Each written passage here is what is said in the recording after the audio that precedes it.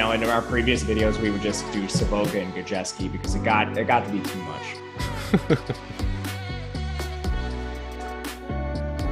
And we are live before lock, preseason live before lock, Friday night edition. Not a lot of times that we get a Friday night edition of live before lock in the NFL season. And, you know, it might be preseason for the NFL players, but it's also, you know, we're warming up our NFL season as well here. Not you, preseason pioneer, Matt Gajewski. You are here every single preseason slate, breaking it down for us, and you've done an incredible job so far. It's been awesome to catch those shows, and now I'm happy to host. What's up, guys? I'm Matt Savoca at Draftaholic. You know him already. The Sultan of Summer, the Colossus of Camp, at Matt_Gajewski. Those were in the focus group, the ones that didn't make it to Laffy's preseason pioneer. But what's up, man? How are you? I'm doing great, man. It's good to talk to you again. We did so much content early in the offseason about best ball season long, and now I've just been headfirst into the preseason street, so it's good to actually talk to you again. People in the chat cheering Matt and Matt. Matt equals GOAT. I know they're talking about you eating hot dogs and pounding locos. Again, I know they're talking about you. What was dinner tonight? You already had it? I haven't had dinner. After this, I'm going to a high school football game. One of my buddies is a coach for a local team. They have their opener. I'm going to get some fresh hot dogs at the game. Dude, I love high school football games. Friday night junk food at a football game. Sign me up. Absolutely. Let's go. All right. Let's talk about this slate a little bit. A 3-gamer today. And I even before we talk about the teams involved here, we got to talk about the way that these preseason scoring has played out so far. You know, maybe it is a little bit of variance, but have you changed the way that you're going to project these teams going forward and these individuals because of the way we've seen high scoring in these first few games of the preseason? The only changes I've really made are just following Vegas. So Vegas did adjust. They're projecting around in week 1. They were projecting around 33 points for the total on average across the games. And then that jumped. And it's kind of fluctuated back and forth. Last night's score was 38 points. So it's not as high as we saw in week 1, which the average was 43.5. And we're kind of seeing these totals come back down a hair. So as far as projection goes, I'm trying to keep them right in line with Vegas. And I was really surprised to see the drastic adjustment they made. I mean, it was essentially a 10-point jump from week 1 this year compared to the last 5 years on average. And Vegas responded by increasing their lines around 6 points per game, which was a huge reaction in my opinion, but we'll be continuing to be right in line with the Vegas totals. Sure. That obviously makes sense. Now, from a football standpoint, can you point to any reason why scoring may be higher, or are we just like digging into nothing? Like we're just looking at a blip and trying to hyper analyze it because we're just aching for football? I think it's a small sample size, just 1 week, but there wasn't any changes in terms of like, okay, now teams are playing their starters for this amount of time.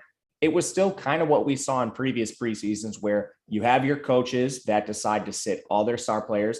And then you have teams with battles like the Seahawks, Drew Lock and Geno Smith in week 1. That's not really a good example from last night, but you get what I'm saying. And for example, Carolina, they played both Darnold and Baker in week 1. They're not going to play tonight. So I couldn't really find a reasonable explanation. I'm just curious to see if it continues through weeks 2 and weeks 3. And that's when I think we'll need to adjust for seasons coming forth. But for right now, just trying to stay in line with Vegas. I couldn't find a legit explanation.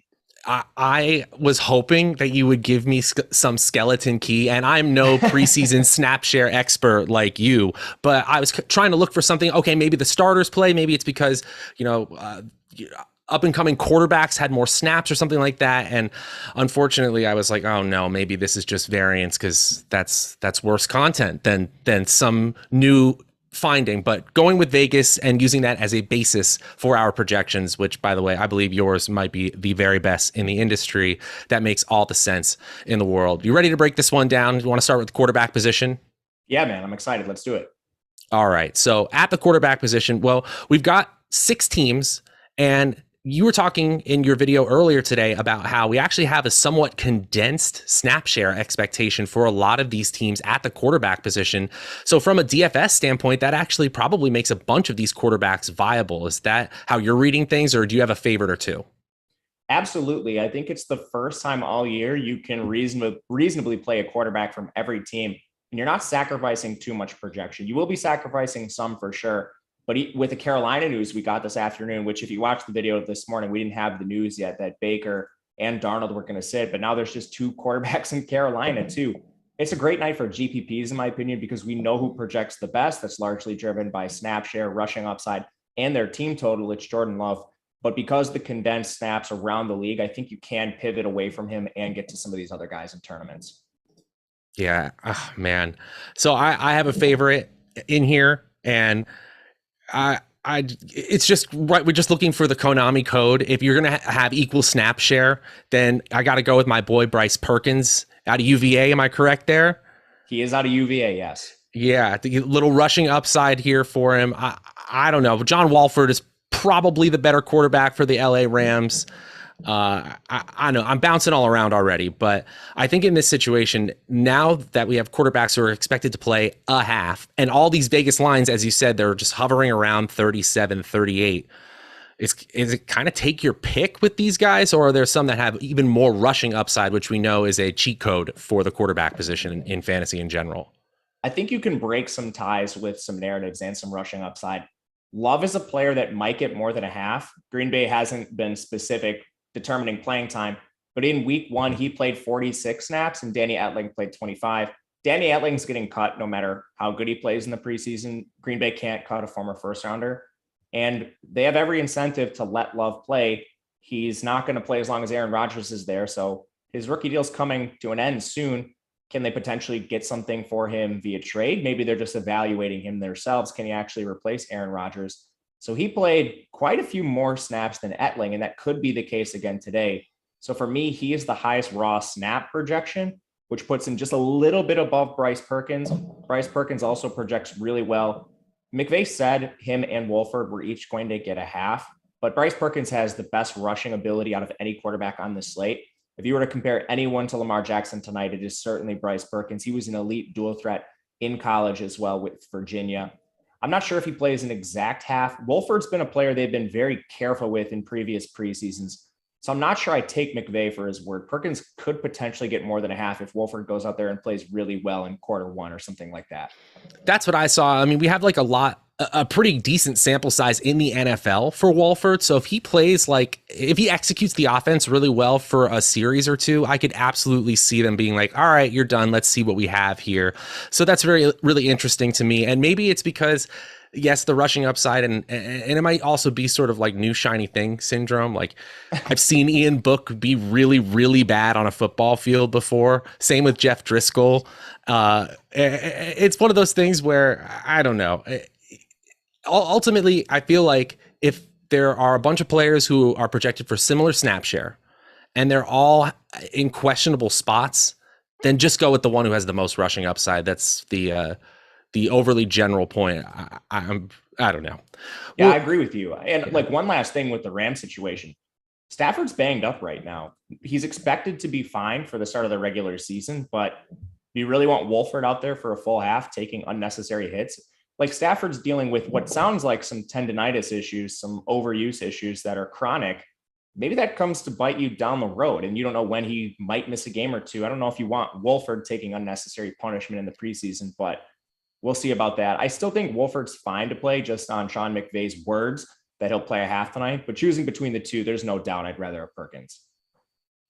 It's funny you brought that up because I was over on the Stokastic Fantasy Football channel talking about this exact issue. I think it's kind of egregious the way that the Rams roster is built to have John Wolford as your backup QB. You got to have somebody better than that. I almost thought that they should swoop in the way that their front office has been aggressive with veteran players while being in this championship window, that they should go get Jimmy Garoppolo to be the best backup quarterback in the league, especially if Stafford's injury lingers. That's probably for another day. You know, the Texans defense was really, really bad last year against the pass. How much weight do you put into that in the preseason? Is it 0 at all, or are you just really basing it on the snaps that you project players to get? Yeah, snaps are above all else what we're considering, especially because most of the game's going to be played by second and third stringers anyway. So it's hard to evaluate last year's defense. Even if they're returning like most of their starters, you can reasonably project the defense. It's hard to project the second and third string. So more than anything, I'm just focusing on the raw snap shares. That makes sense to me. Okay, there's a couple of quarterbacks we haven't mentioned. Bailey Zappi, in New England, quite a name there. He's probably going to get quite a bit of playing time as well. In Houston, we got Jeff Driscoll and Kyle Allen. Do you have a preference for either of Driscoll or Allen? It's Driscoll, and it's solely off what you mentioned earlier. He can run, and we've seen him do it for multiple preseasons now. Kyle Allen's coming off COVID. He hasn't been practicing with the team for a majority of camp now. So he's also like their locked-in backup, I think. So how much do they really want him out there? Plus, I'm not sure it matters. Even if they both have 50-50 snaps, I'll take the guy that runs, which is Driscoll. Zappy is interesting because he played way more than Brian Hoyer in the first game.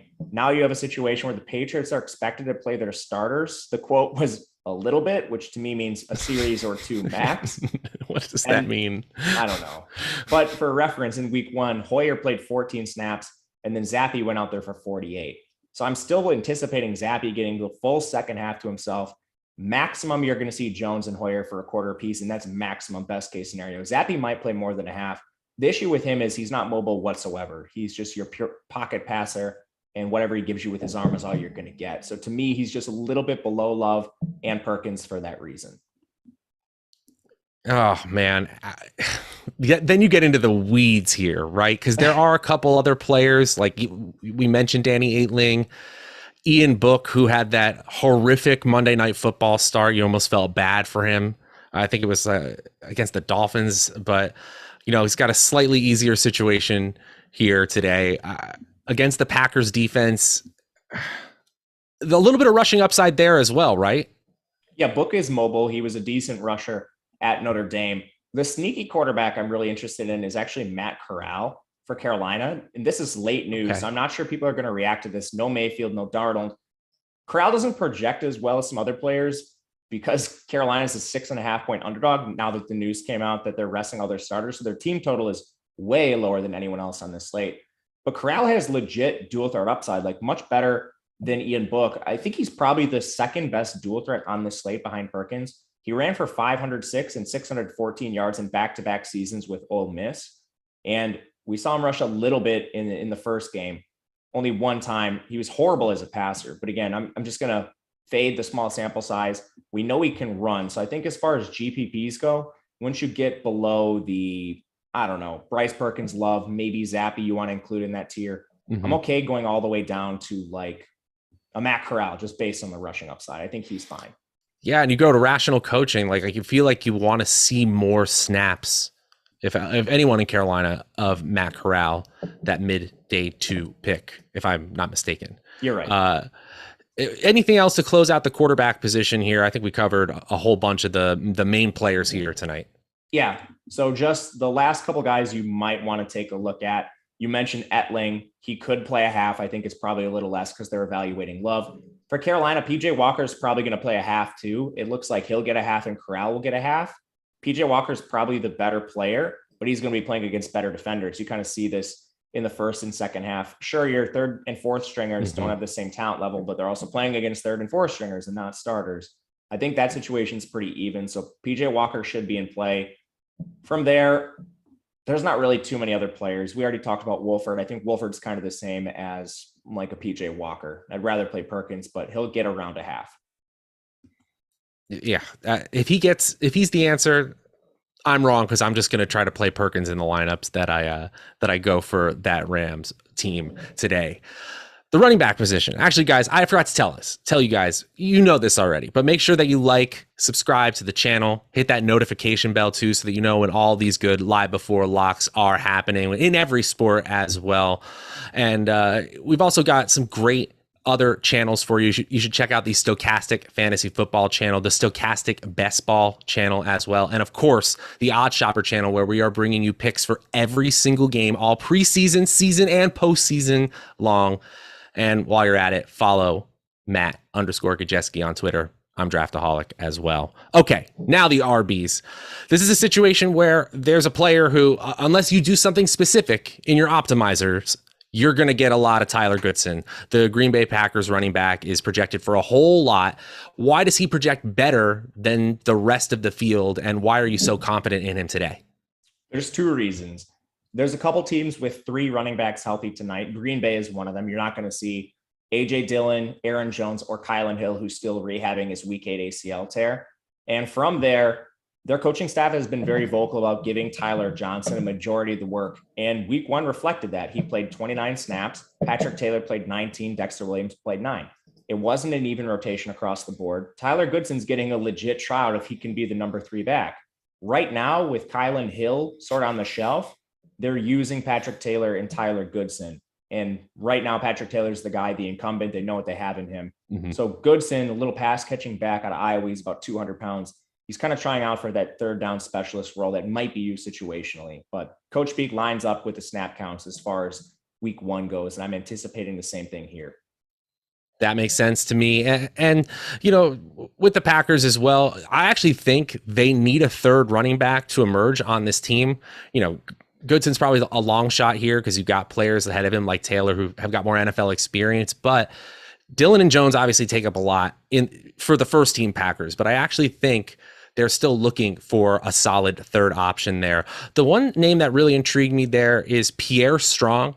In New England, we've got Don't Call Me Dameon, Kevin Harris today, as well as Pierre Strong, 4th round pick this year. And it looks like he's going to get a significant amount of playing time.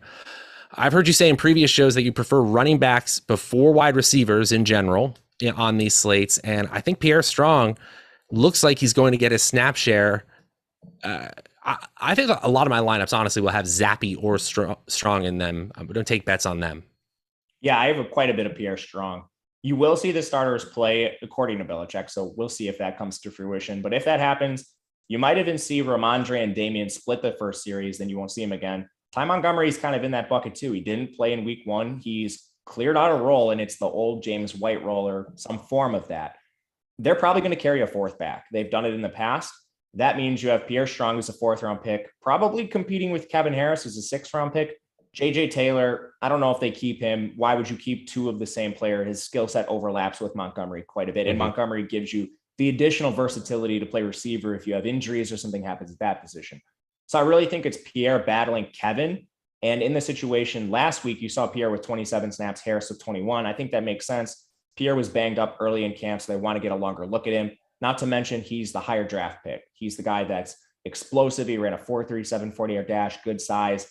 Didn't catch a lot of balls in college, so that could be something they at least test out in the preseason too. I think he's the best back to target in New England, and he's a surefire top 4 option. All right, so let's round out that top 4. Who else you got in there? I assume Strong and Goodson, who we already mentioned, are in there. You got 2 others.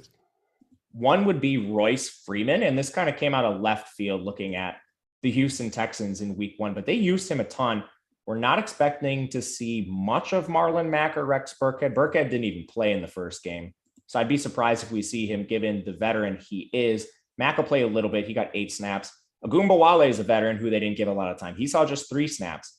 They're basically trying out Dameon Pierce and Royce Freeman on all of the snaps they're using, and they're being a little cautious with Dameon Pierce because this guy, he looks like the starter, and he's been super efficient when he's out there. But just 11 snaps for him. Royce Freeman played 36. Again, the second most snaps was Pierce at 11. They're just letting Royce Freeman run out the second half, and he's getting a ton of carries. He has pass catching upside. We've seen that in previous stints. So I think you can maybe project him for a couple targets here, which is where we have him. I think he's completely fine if you want to go to Houston. And then the 4th back I would look at is Spencer Brown from Carolina. It's not as condensed of an offense in Carolina, but you still have McCaffrey unlikely to play, Deontay Foreman, Chuba Hubbard, and then basically Spencer.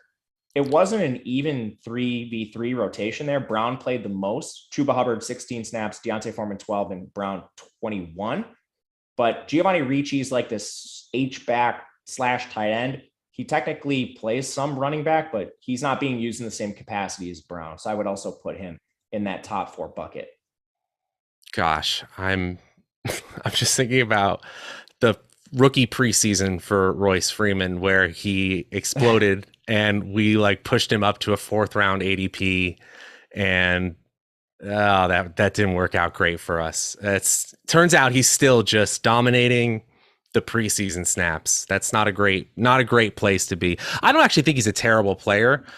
He just hasn't been able to stay healthy, and who knows? Maybe he'll finally get some run here with the Houston Texans team that actually, besides the fact that people have decided that Dameon Pierce is the second coming of Jamal Charles, maybe they actually need a running back. So, it's an interesting situation to me. Spencer Brown in Carolina definitely makes sense. I feel like Dameon Pierce is kind of the fish play, right? After him getting arguably the most hype of last week's preseason cycle.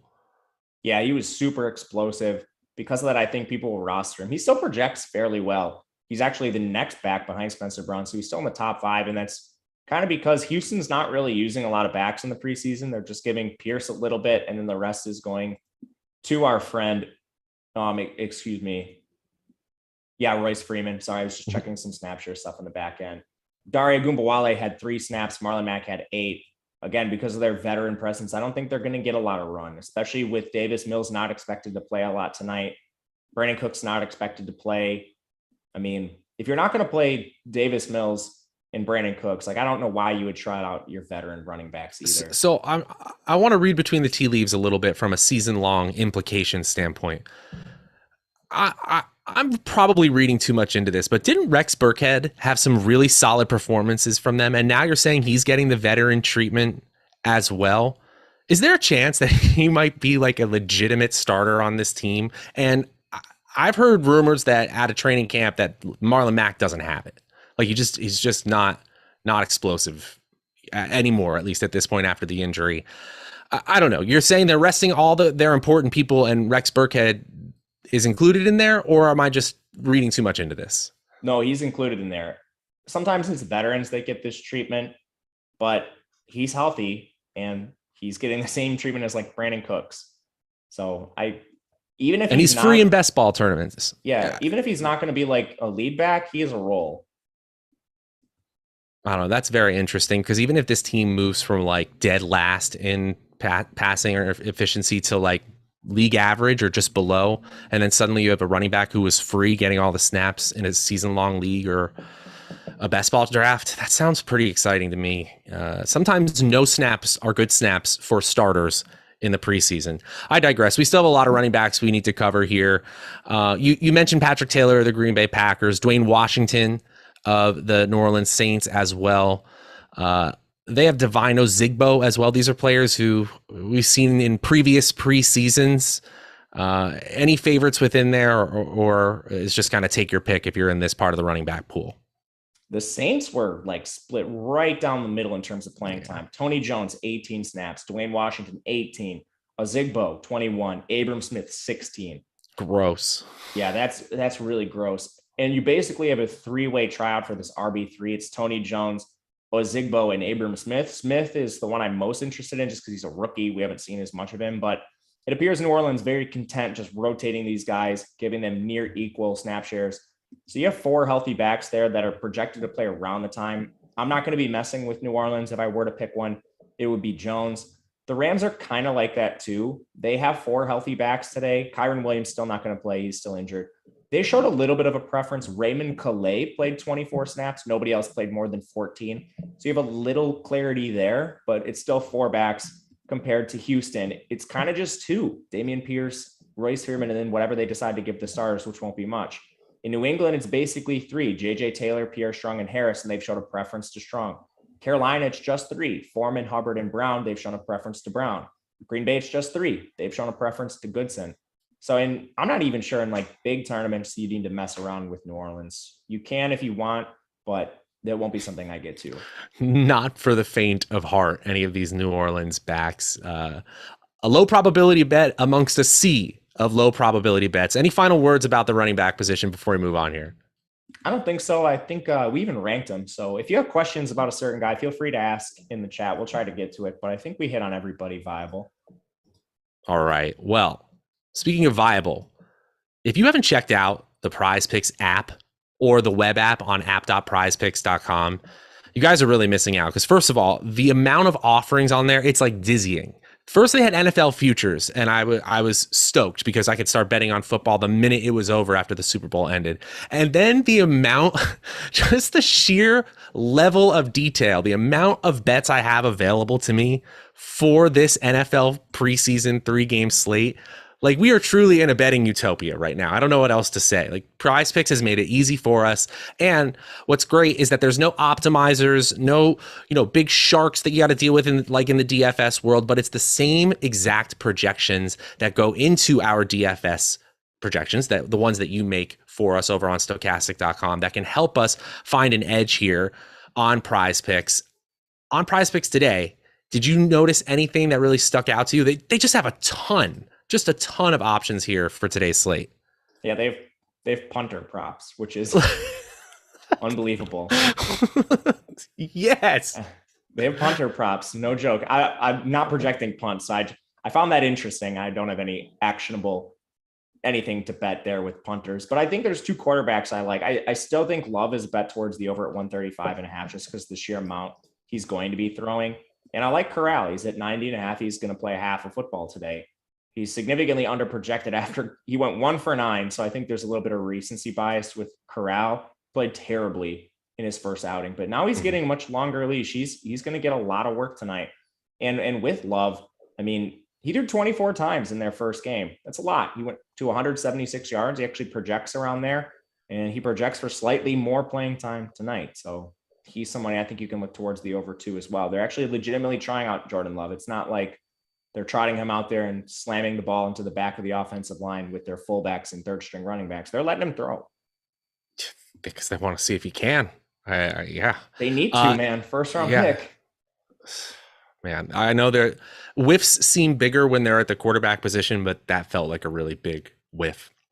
After you were talking about the New Orleans Saints backfield, I'm inclined to go under here with Tony Jones at 26.5 yards. That seems pretty steep for a player who's going to split time with 3 different running backs. So it's kind of hard to project these out in full here, but based on the snap share expectations, Tony Jones at 26.5 seems real low. And if I'm going for what I want my DFS lineups to do, 20.5, the over for Bryce Perkins rush yards.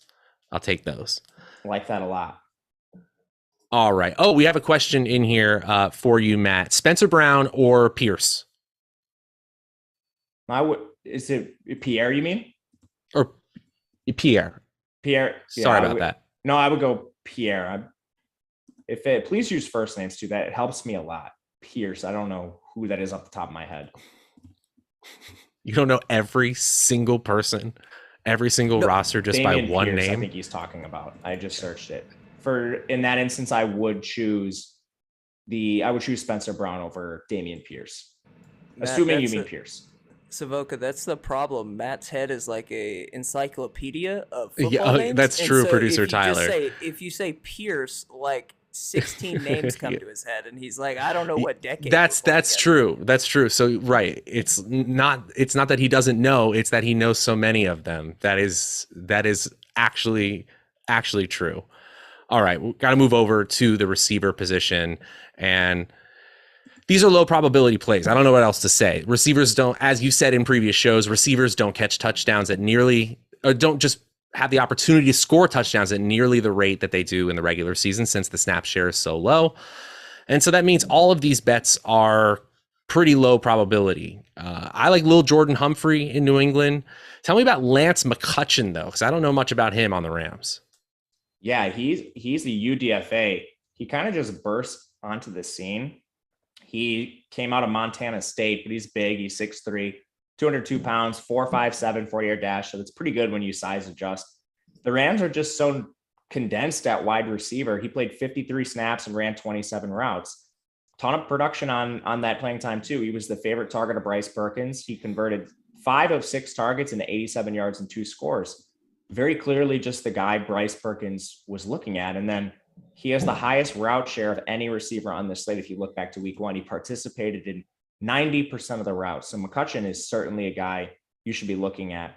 There are good pivots off McCutcheon too. It's not like he was the only one out there. Landon Akers was out there for 83% of the routes, and JJ Koski was out there for 70% of the routes. So there are good pivots for GPPs, and I would certainly look to those players. But as far as like a cash game build or a small field, I think McCutchen should be the player you're prioritizing. Yeah, if you're getting a route share anywhere near that, like a normal NFL starter level, we'll take that. Absolutely. Now, I want to, we go down your list. I know there was a question in chat about your top 4 wide receivers. I'm going to tease it a little bit because I want to ask you, do you make anything about this Green Bay young wide receivers rant from Aaron Rodgers and the possibility that they may get some extra snaps or maybe some extra targets, certainly not from Rodgers, but just some extra opportunities to prove that they listened today? I just want to walk down narrative street with you because it was obviously big news throughout the NFL social sphere this week. Well, Love's going to have to throw to somebody, and Rodgers isn't playing in this game. So it doesn't really matter what Rodgers thinks, but this kind of goes in line with what you said. They're evaluating their young talent at wide receiver. So you're going to see a lot of the guys that got yelled at in practice, and you're going to see a lot of the guys that performed in week 1. It's going to be Amari Rodgers out there. He had the highest route share. He played terribly. You had Romeo Doubs up and down. He had the plays where he certainly flashed getting by defenders, but he dropped some balls in the game too. We've seen him do that in practice now, or at least heard that. I haven't seen practice myself, but that seems to be what Rodgers is upset about. Mm-hmm. He did that in the game with Love. But at the end of the day, they don't have enough bodies to bench these guys. Like, you're not going to see Lazard. You're not going to see Cobb. I don't think you see Watkins. He's getting veteran treatment. Christian Watson's only a few practices in coming off the PUP. He's probably not going to play. So that snap share we had from Amari Rodgers, that route share at 75%, it's probably consistent. The route share for Samori Torrey, 60%, that's probably consistent. Doubs was only out there for 43% of the routes. He actually is going to play a legitimate role. I think they're just evaluating how high he should be up on the depth chart right now. Mm-hmm. These Packers are pretty narrow.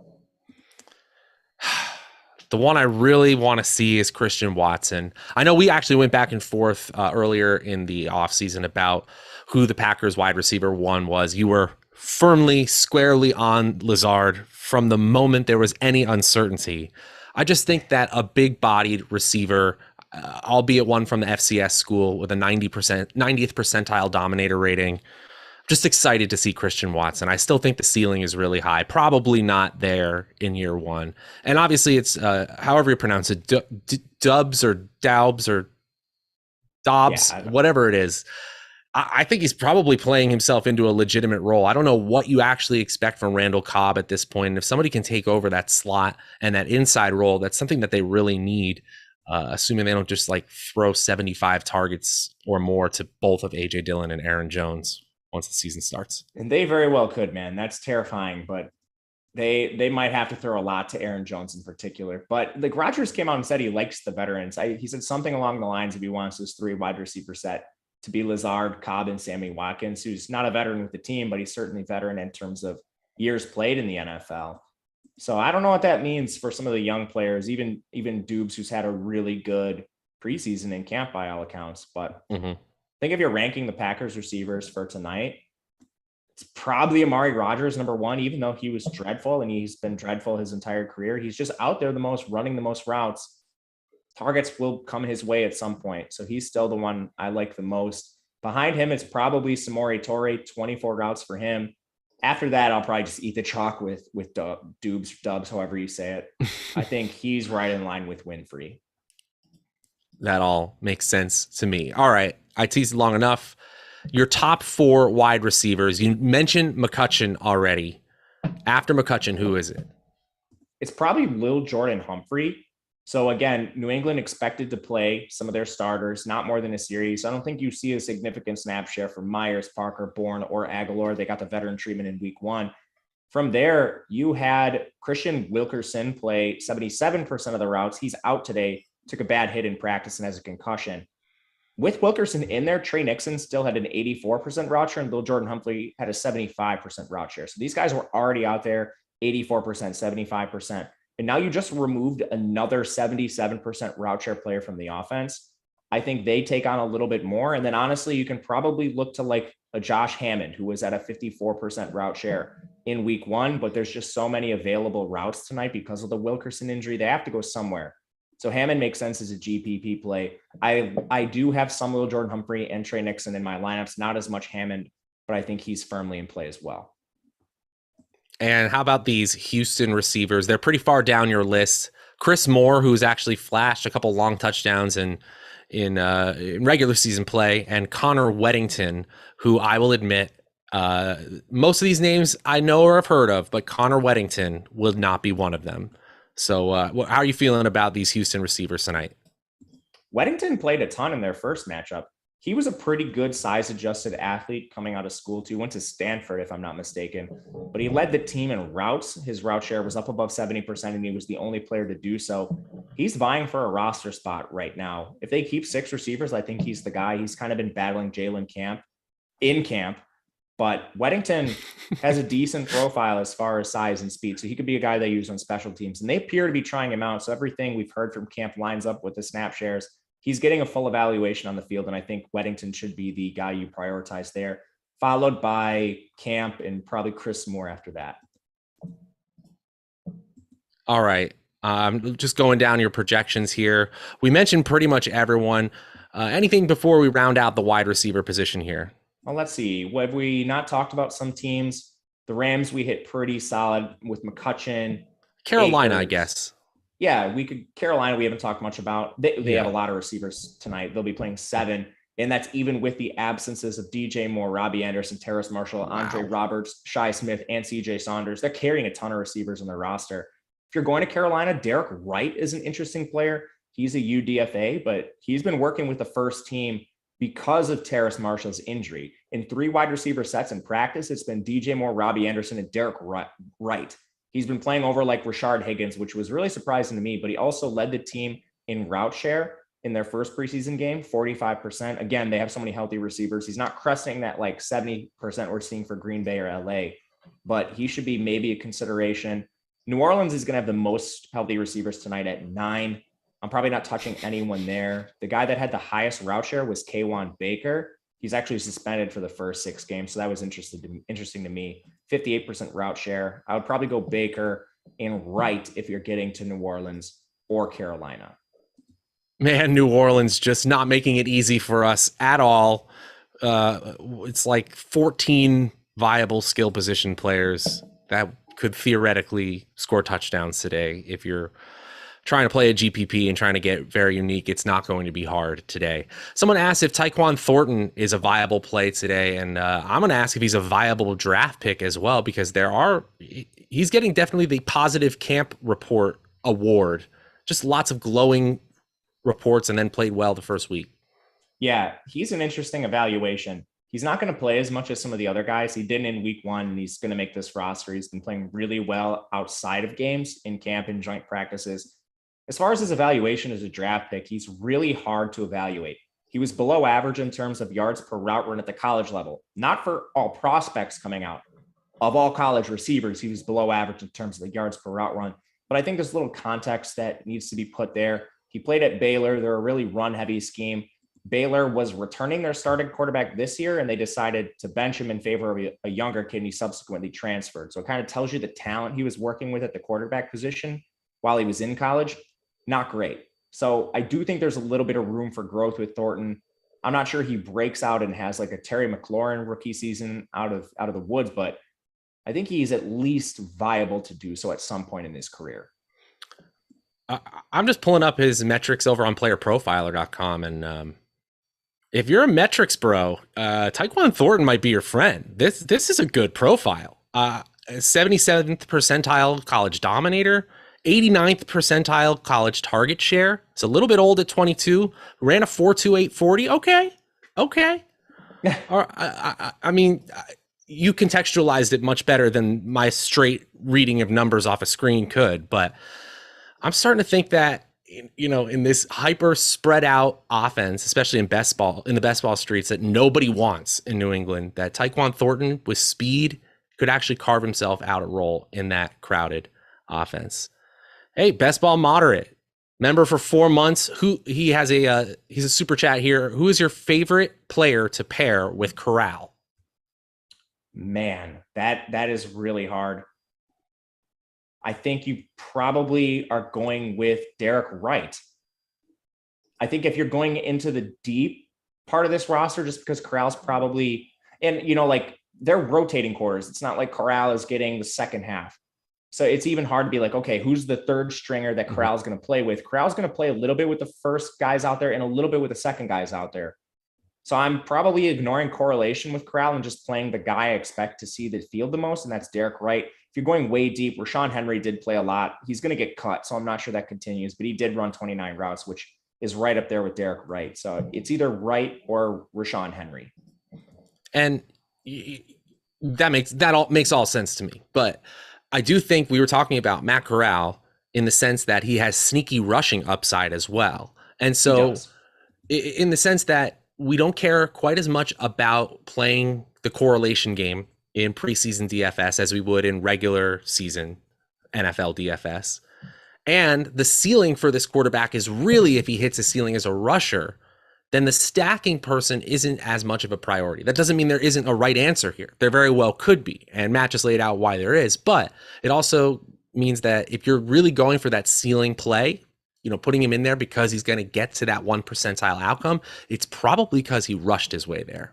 Just to throw in just the general strategy sense. Any last words on the wide receiver? I think we covered all the teams now. Yeah, if you have a question about a specific player, we definitely didn't hit everybody because there's so many. Let us know and we'll try to get to them. But I think we rank them pretty well. If you have questions, just throw them in there.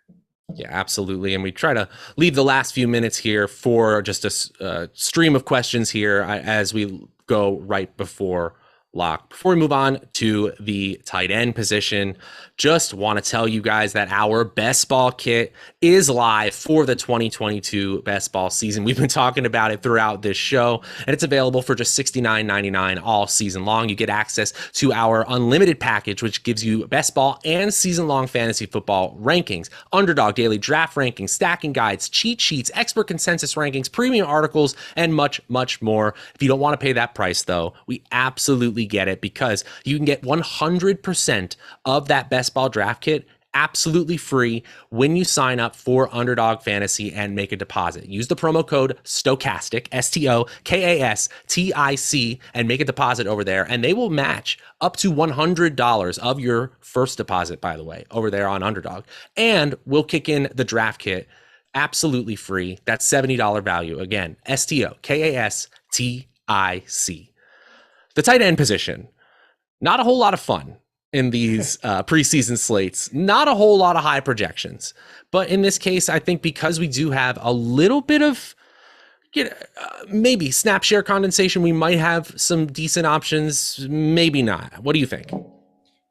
We have to play one, so we need to at least talk about it. It's gross, and overall, I'm trying to really ramp up the randomness if I'm using things like Fantasy Cruncher, playing multiple lineups, because it's so variant. Even last week, we had a player for the Patriots and Matt Sokol who played every single snap for tight end. They didn't have another tight end active, and he still finished with under 2 points. And then you had a guy like Isaiah Likely go out there. He's a receiving tight end, catch a bunch of balls and blow them out of the water. But as far as projection goes, Sokol was ahead of Likely without a doubt. And if you just ran the optimals, you were getting a lot of Sokol. And it kind of leaves out how variant of a position it is. So I'm definitely trying to play multiple guys at tight end if I'm playing multiple lineups, which I am tonight. We have Family Guy superstar Seth Green available for Houston tonight. That's great. Josiah DeGuara, who got significant playing time for Green Bay once Robert Tonyan was out for the year. He's your highest projected right now. You're already saying like there's so much variance here. How much are you weighing the fact that he's the highest projected really at all? Is it just one of those things where it just kind of comes out that way, and he's not in a pack, he's not in a tier above anyone else, right? No, he's definitely not. It's tough tonight. Like week one of the preseason, we had the Patriots with just one active tight end. It didn't work out, but if I were to go back and play that again, I would still play Sokol. Tonight, each team has at least 4 tight ends. So it's going to be even more variance, in my opinion, when you dig into the narratives and look at some of the snap shares. DeGuara does stand out. He ran 20 routes in week one. That was with mostly a healthy tight end core. They still had Davis and Canella and Alzay Mack playing. So seeing DeGuara run a route on 50% of dropbacks, even with all the healthy tight ends they had, gives you some confidence. But even with that said, I'm still not trying to just go all in on DeGuara here. Makes sense. Makes sense to me. In Carolina, they've got Jared Scott. Devin Asiasi is also going to play in New England. And then Bryson Hopkins, who has sort of been that third tight end, that fill-in tight end in the regular season for the Los Angeles Rams. Also here, on the Rams, they also have Roger Carter. This is an offense that sneakily uses the tight end more than people think, just because they've had two strong wide receivers consistently on their main offense. But those are two names that kind of stick out to me. And then, of course, you got Brevin Jordan, who is a late round best ball favorite amongst the Stokastic crew. Any of them stick out to you? Yeah, I like Hopkins. He actually cameoed at receiver when he was in college. So he certainly has the receiving profile you look for. He's not a guy you're going to see out there blocking a ton. So he's immediately a guy I would look at. For New England, Devin Asiasi's back from injury. He's supposed to play tonight. Just keep your eye on that. But now that he's there, it's not going to be Sokol getting a 73% route share. Asiasi's a guy that's actually battling to make the roster. It's kind of between him and Dalton Keene, and Keene's hurt. So this gives him a little leg up to potentially make the roster if he performs well. He's a guy that played every single snap in previous preseasons. Last year, he did that.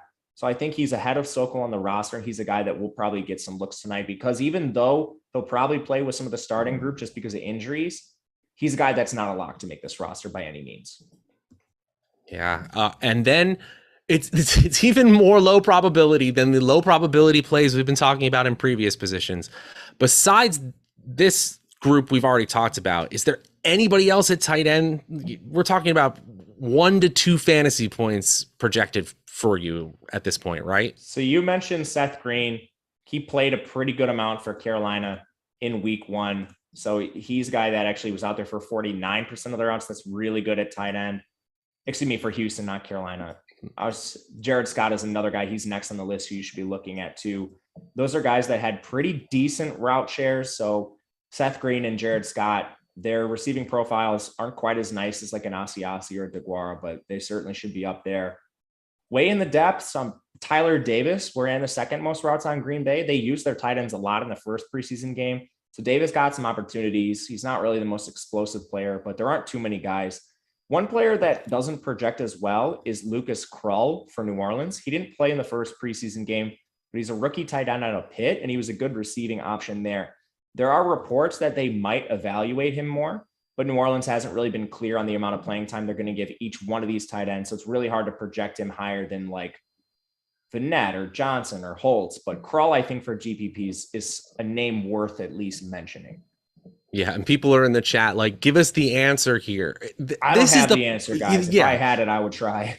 I was going to say essentially that when you have a bunch of players grouped in the same projection pool, especially when it's a low projection, we're basically saying all of these have the same low probability, but it kind of makes it fun because it makes it very easy to get unique, right? If you're trying to get to the top of a GPP, that can sometimes be difficult in a 3-game slate. Like let's say you're playing an NBA slate like that, the off the wall picks, they even can get popular on certain nights. Not tonight, not so, especially when you're talking about a tight end position where you're going to have to do some very specific Googling if you want to Google the Seth Green that is playing tonight and not the actor, of course. I feel like we've exhausted tight end. Any final words here? I don't think so. I prefer DeGuara, but I like Asiasi as well. You're really splitting hairs with these guys. All right. Guys, if you haven't already, I don't know what you're doing. Give this guy a like or a follow on Twitter, Matt_Gajewski. Like and subscribe to the channel. It really helps us out. Really helps.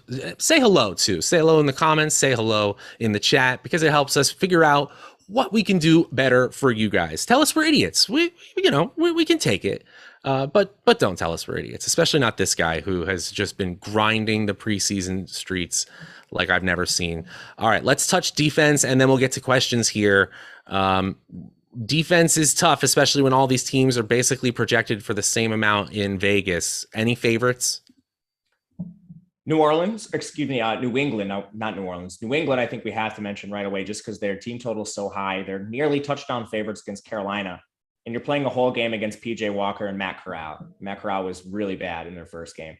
So I think right away, New England should be a team you look at. Green Bay, too, their second and third string played really well. They actually have a ton invested on defense, not just the starters. We all know about them. But they have a lot of really good young players, too, like Kingsley Enikbare was a solid player they got on day 3, who they played a lot. and generated a ton of pressure for them on the edge. Green Bay also has the benefit of facing Ian Book for most of this game and maybe some KJ Costello. I doubt it, but we've seen Ian Book play horrible football. So Green Bay is another defense I like. That makes the Green Bay call makes a lot of sense to me. People are in the chat saying that we need to be evaluated for gambling insanity if we are grinding preseason DFS. I completely disagree here. First of all, the edge is much bigger here.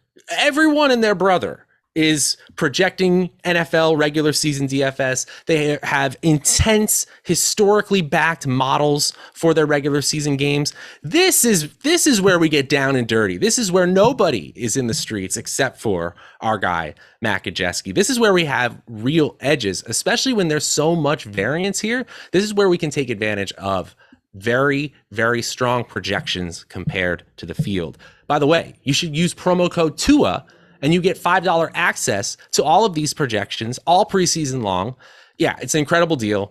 You put a ton of time into this, Matt, and I think you guys are going to absolutely be floored with the level of detail he goes into this.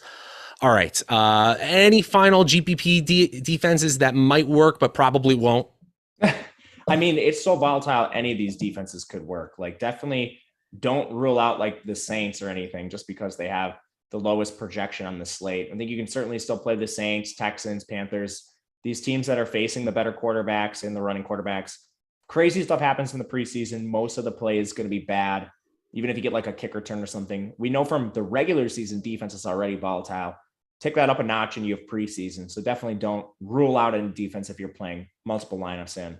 In GPPs, I usually just try to get an even spread of them. You pumping the randomness for this for the defenses real high as well if you're using our Fantasy Cruncher add-on? Yeah, and I make hard rules. Like tonight with 6 defenses, I want almost an even share of those. So if it still is giving me some defense more than the other, I'll just go in and manually adjust it so I don't get more than a certain percentage. That makes a ton of sense to me. All right, we got just a few minutes here, 4 minutes before 7 p.m. Eastern, and I'm going to put you on the spot, Matt. How about we go position by position and we do like if you're a player playing 1 to 3 lineups, your small pool of top plays from each position, maybe 2 or 3 players that really stand out, quarterback, running back, wide receiver, tight end. Yeah, let's do it. All right, let's start with that QB. All right. I think if you're playing small field, you can probably just play Love and Perkins. If you're just get 2 or 3 lineup guy, I like Corral as a GPP piece because of his upside. So I would put him 3rd. Should I just go position by position? Just run through it? Yeah. Let's just dig through it. All right. At running back, it's Tyler Goodson 1, Royce Freeman 2, and Pierre Strong 3. I think there's a considerable drop off after them when you get to like the Spencer Browns and Kevin Harrison. So those would be the top 3. At receiver, you can look at most of the Rams guys, but McCutcheon is the guy that stands out to me. I also like Lil Jordan Humphrey for New England. If you're pivoting from McCutcheon, Akers or Trammell would be the guy. But ultimately, top 3 would be Lil Jordan, McCutcheon, and Amari Rodgers for Green Bay. Tight end, it's tough out here in these streets, but DeGuara, Seth Green, and Jared Scott, Devin Asiasi right there. Those would be the top 4. Hey, and Anthony in the chat is also saying that Gio Ricci, who plays that H-back role, which means that the types of targets he receives is different than the typical tight end, is listed as a tight end on FanDuel. Something to note. 4 targets. I mean, that's noise to me. That's signal to me, not noise. So, Anthony, I think that actually makes sense here if you're looking to play specifically on FanDuel. I think Jacob Harris, he mentioned Jacob Harris a couple times, just maybe not as a favorite there. No Jeff Driscoll tight end day. That was awesome. And Kenny's asking about Hopkins. I think he's Bryson fine. Hopkins? Yeah. Yeah, he's fine. He's a receiving tight end. Jacob Harris, I don't know if he's going to play. He returned to practice on the 15th, but they've been easing him in. He's fine if he plays. He's just in the late game. So LA has pretty good beat reporters. Just watch and see. If he plays, he's going to get full run. He's battling with McCutcheon for that last receiver spot, but just make sure he plays. All right. We got just a minute here, literally just a minute before lock. I'm trying to see if there's any other questions we've got. Do they have DFS for prep high school? We would have projections for it. I promise you if they had it. Hey, do you have a preferred position that you put in the flex in DK, Matt? I'm using receivers today. I did it in week 1, but with the condensed pool of receivers, I think we can.